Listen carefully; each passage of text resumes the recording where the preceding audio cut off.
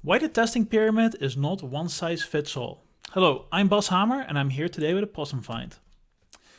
When we started working in software development, what we learned is about the testing pyramid. Right? The idea that you want to have a lot of small tests and very few big tests. And the big tests are like the end-to-end test and the small tests are like your unit tests. And the reason you want these small tests is because they're cheap and they're fast and they're specific. Which means that you can have a lot of these guys, they run very quickly, and when they fail, you know exactly where your problem is located. And then we end up with all of these big tests anyway, right? They're slow and they're expensive, they break all the time, there's lots of drawbacks. But one of the reasons we end up with these tests is that they're meaningful. The rest of the organization understands what these tests are doing because they talk about the users, not about the components that end up building the application for the users.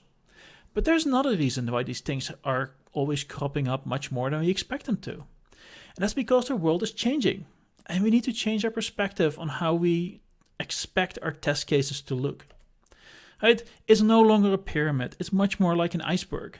And yeah, we are still going to have a little pyramid shape on top. But what we have to respect is that there's a lot of things that we are building on top of that we don't have to write the unit tests for. Whenever you're including things from your package manager, you're incorporating a lot of functionality which has its own unit test. You don't have to write these. But what you still have to do is you have to write the integration test to make sure that all of the packages that you're combining are going to work the way that you want them to. And that's where your integration and your service level tests are really starting to kick in. It's not the unit test anymore.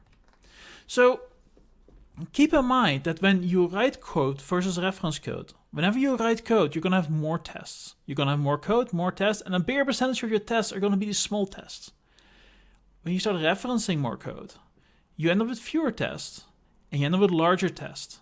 Right? And a larger percentage of your total test cases are going to be these larger tests, because what you're trying to make sure of is that all the components that you're referencing, all of these packages, are playing nice together.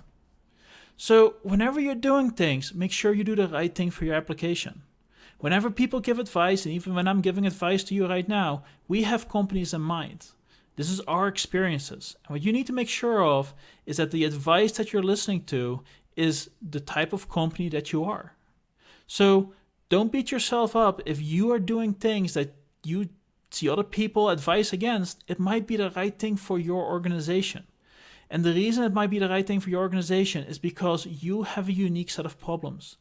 Everybody who develops software is building a different kind of application in a different kind of organization with a different group of people. There is no one size fits all. So always make sure you do the right thing for you.